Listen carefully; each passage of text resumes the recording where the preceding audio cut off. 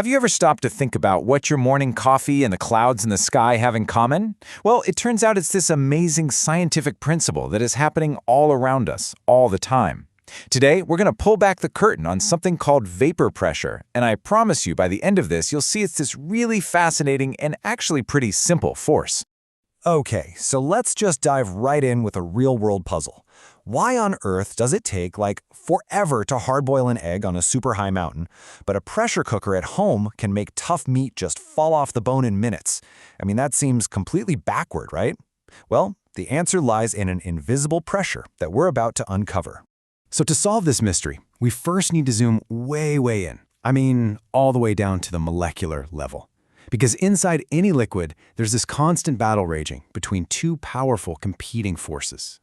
Let's start with the first force, evaporation. Just picture the molecules in a glass of water. They're not sitting still, they're all zipping and bouncing around. But the ones right at the surface, they're the most energetic. And some of them are like these tiny little escape artists, gaining just enough of a boost to break free from the group and leap into the air as a gas. We call that vapor. But it's not a one-way street. Once these molecules have escaped and they're just floating around as vapor, they don't just vanish into thin air. Nope, some of them will lose a little bit of energy, slow down, and get pulled right back into the liquid. And that return trip, that's called condensation.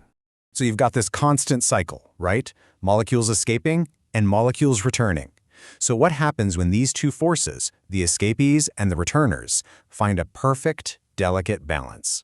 You can really think of this standoff as a molecular tug-of-war. On one side, you've got evaporation, which is constantly pushing molecules out, from liquid to gas. And on the other side, you've got condensation, which is pulling them right back in. And this balanced state has a really cool name, dynamic equilibrium. Now, the word dynamic here is absolutely crucial. It doesn't mean everything grinds to a halt. Oh no, it's much more like a bustling dance floor, where for every couple that leaves, a new one steps right on. The total number of dancers stays the same, even though everyone is still moving around. Okay, so now that we've set the scene with this whole molecular battle, we can finally put a name to our main suspect. And that's the pressure that's created by all of those escaped vapor molecules just hovering above the liquid. And that, right there, is vapor pressure. It's the amount of force those escaped gas molecules are pushing down with at that exact moment of balance. So, this brings us to the most important question. What can actually change this pressure? Well, it really boils down to two main things. First, how hot the liquid is, and second, something we can just call the stickiness of the molecules themselves. You know, how strongly they want to hold on to each other. Let's start with heat, because it's the easy one.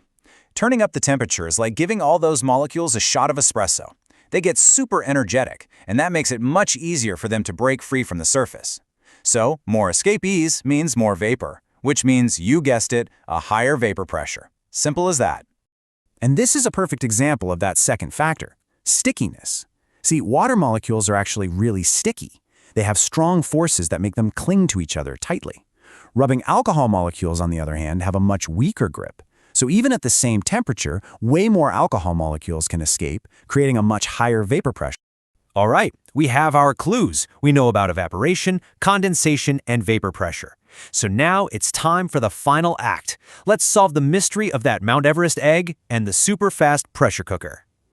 Okay, if you remember one thing from this entire explainer, make it this. This right here is the golden rule.